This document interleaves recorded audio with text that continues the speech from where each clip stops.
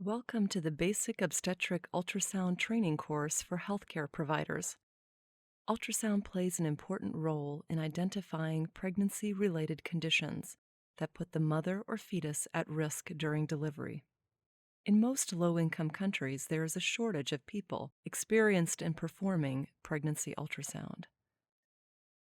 This course was created to train healthcare workers to perform basic pregnancy ultrasound in parts of the world where formal training is not available.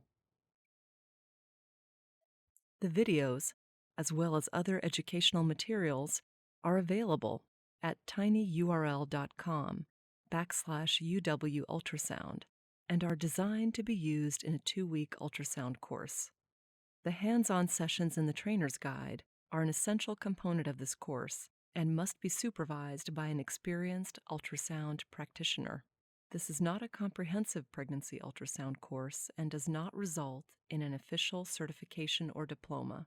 After you finish the course and pass the written and practical tests, we strongly recommend you have at least 40 hours of scanning experience with clinical mentoring before you undertake unsupervised scanning.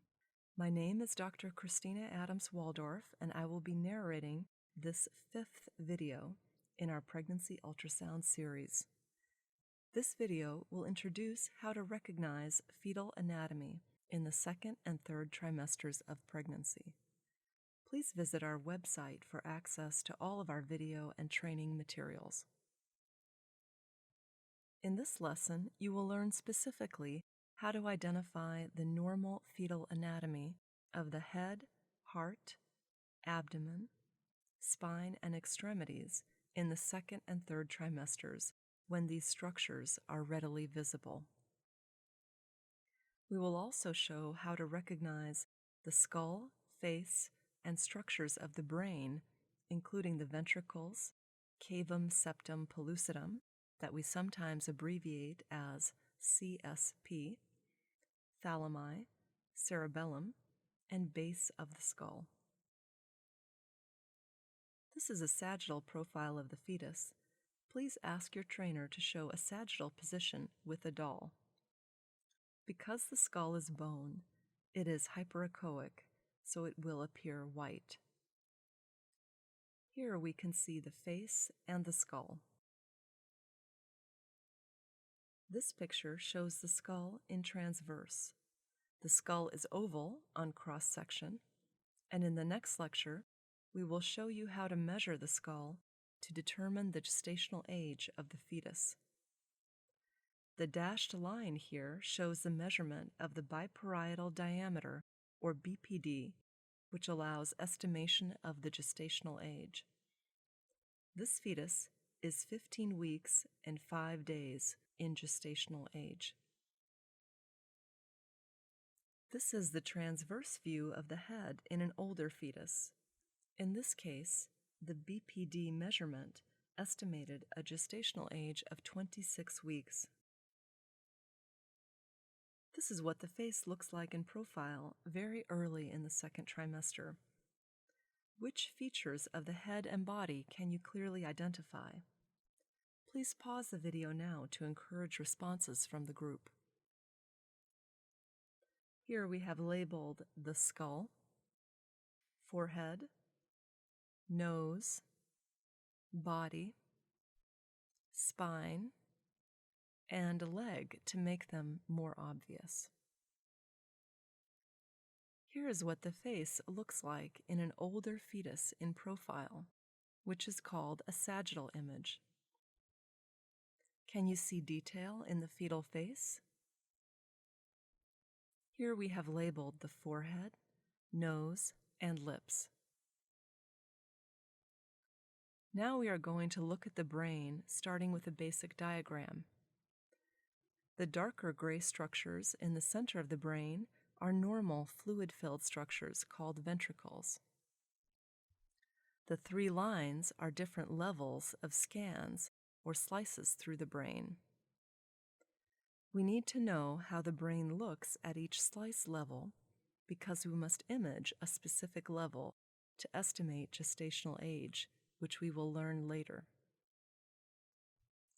We will talk about these levels more in the next slides. This is a transverse image of the fetal head at level A, which is best to see the ventricles in the brain.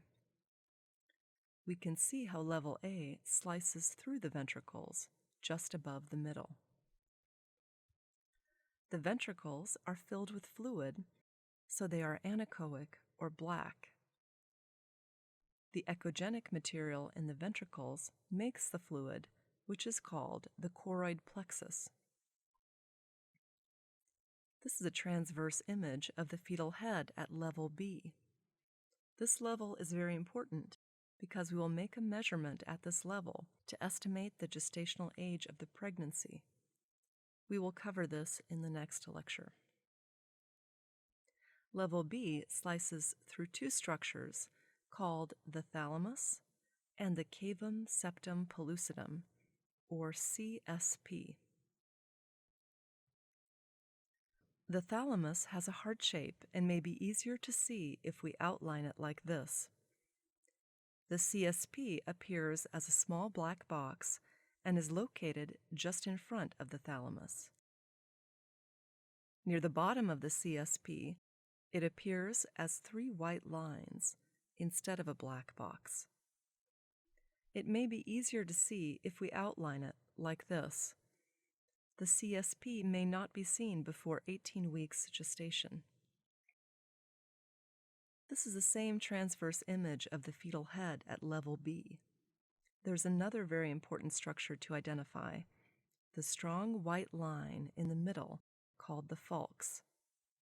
You can also see the falx at other levels. This structure is important to recognize because it will help to show where to make the proper measurement for determining gestational age. Let's review again the appearance of the thalamus, CSP, and the falx. The thalamus often has a heart shape, and the CSP is located just in front of the thalamus. The CSP appears as a small black box or as three white lines. Next, please identify the falx in both images, which is the strong white line in the middle of the skull. Please pause the video now to ask participants to help identify the falx. Here, we have labeled the falx to make it more obvious. This is a transverse image of the fetal head at level C. You will see a structure in the lower posterior part of the brain called the cerebellum. The cerebellum is important for maintaining balance and posture. It is shaped like a very fat number 8. Here we have outlined the cerebellum to make it more obvious. Then we will remove the outline to allow you to find the cerebellum in the image again. The orange line on the diagram is a transverse cut through the base of the skull. The white hyperechoic structures at the arrow are bones at the back of the skull base. Please pause the video now so that you can take a moment to ask your trainer any questions that you may have about the head or the brain. Now let's consider the heart. In the second and third trimester, you can clearly see the heart beating. There are 4 spaces or chambers in the heart, the right and left atrium, and the right and left ventricle. Blood flows through the chambers and out the aorta to the rest of the body. Here is a transverse or cross-section through the chest. You can see the 4 chambers of the heart. We have placed a star inside each of these chambers to mark the location. The heart chambers contain blood, so they are anechoic. The walls of the chambers are echogenic. Here is another 4-chamber view of the heart. Can you see the 4 chambers? Once again, the stars are placed inside each of the chambers to make them more obvious. Here is a video of a beating heart in a fetus. You can see the motion of the cardiac valves in guiding blood flow from one chamber to the next. These views of the chest show small hyperechoic echogenic structures. These are ribs, which are made of bone.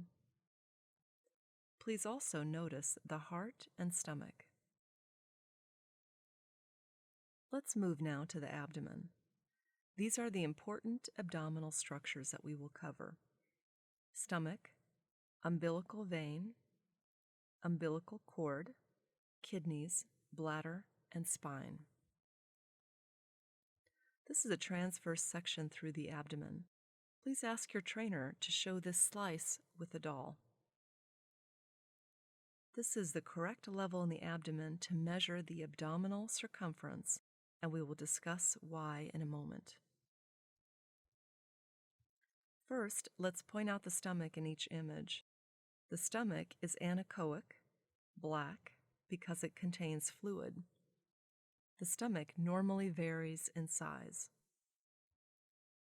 Now, let's identify the umbilical vein in each image. The umbilical vein carries oxygen from the placenta to the fetus. Because it contains blood, it is anechoic.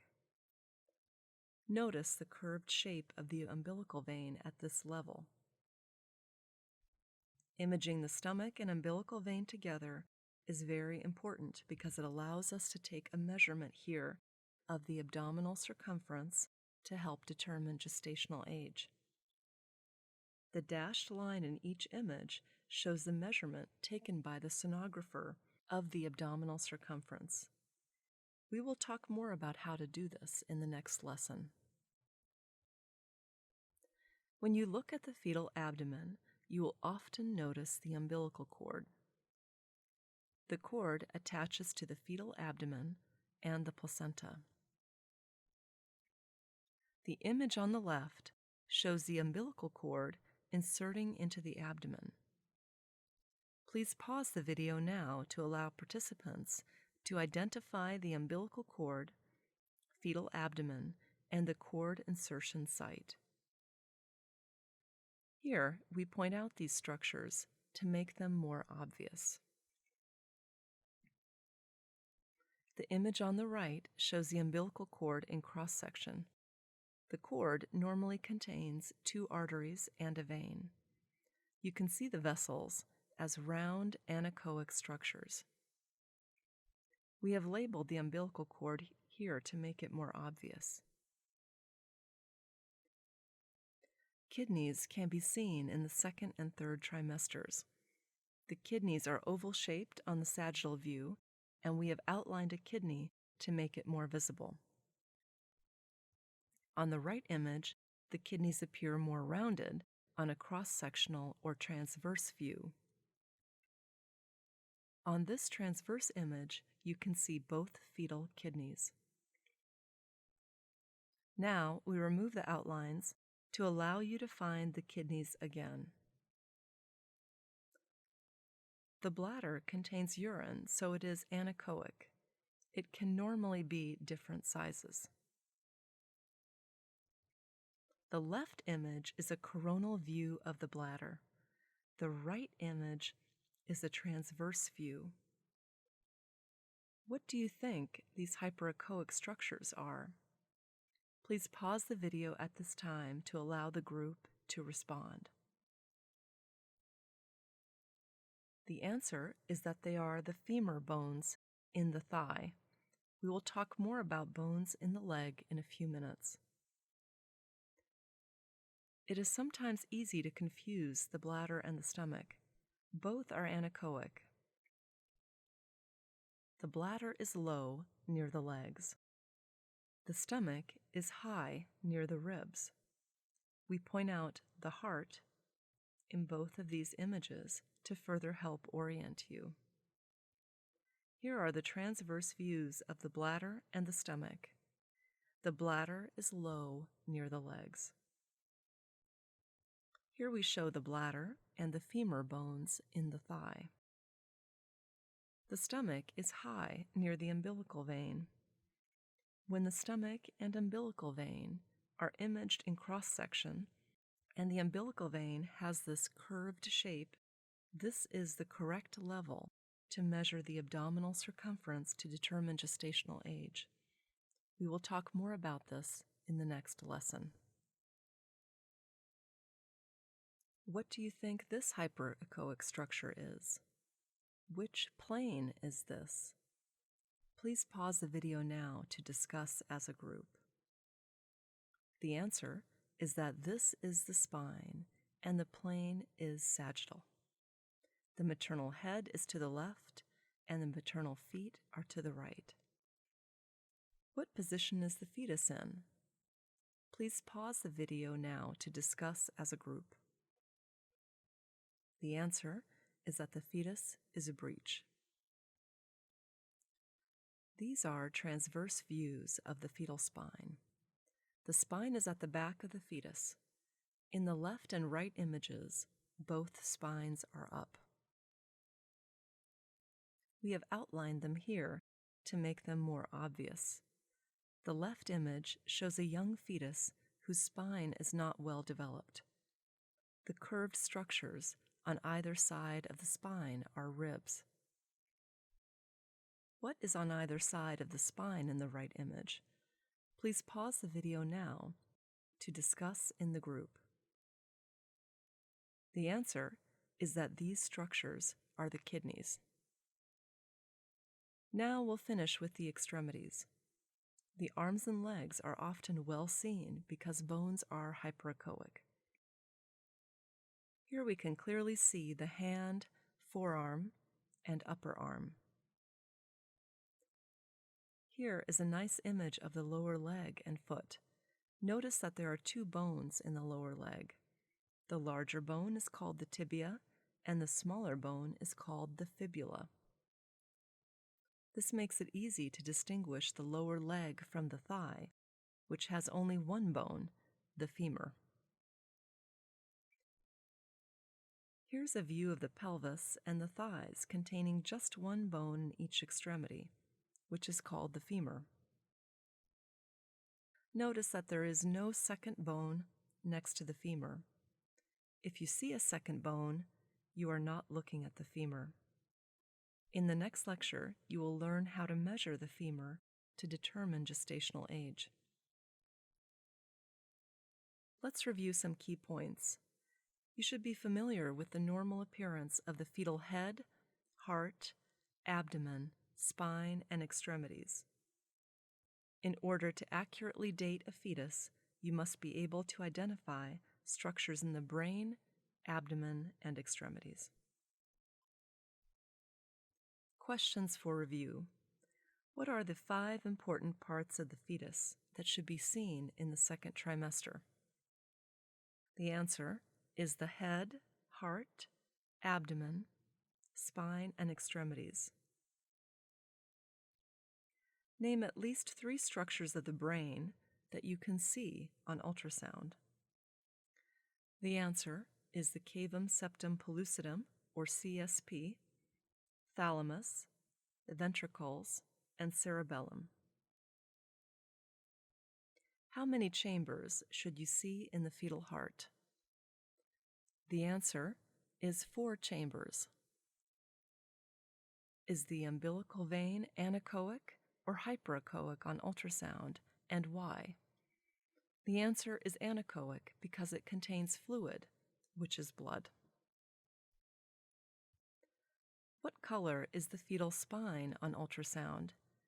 The answer is white because bone causes sound to reflect back to the transducer. How many bones will you see with the femur? The answer is just 1. Below the femur, in the lower leg, there are 2 bones. Thank you for your attention and interest in learning pregnancy ultrasound. Please pause the video now to ask your instructor any questions about this course. We thank the following individuals who played a major role in course development: Dr. Robert Nathan, Dr. William Marks, and Nicole Goldsmith, registered sonographer. Many other individuals contributed valuable time and expertise in the instructional design and materials development, including Dr. Christina Adams Waldorf, Dr. Scott Barnhart, Dr. Michael Kawuya, Susan Kingston, Stacy Lissett, and Jennifer Summers. Finally, we wish to thank Dr. William Marks for the use of images from his book, Ultrasound, A Practical Approach, Dr. Sid Gospi, pediatric neurologist, for consultation, and Jennifer Summers and Jan Hamanishi for graphic design and illustrations. The University of Washington Department of Radiology has trained healthcare workers in pregnancy ultrasound in many parts of the world. If you have questions about this video or course, please contact Dr. Robert Nathan, Dr. William Marks, or Dr. Christina Adams Waldorf.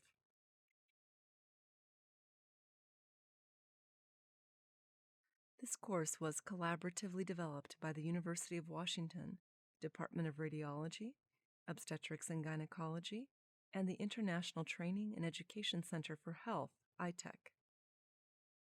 It was made possible through a grant from the GE Foundation. Consano also contributed funding. We are grateful for the video production sponsored by the University of Washington Institute for Simulation and Interprofessional Studies and UW Video.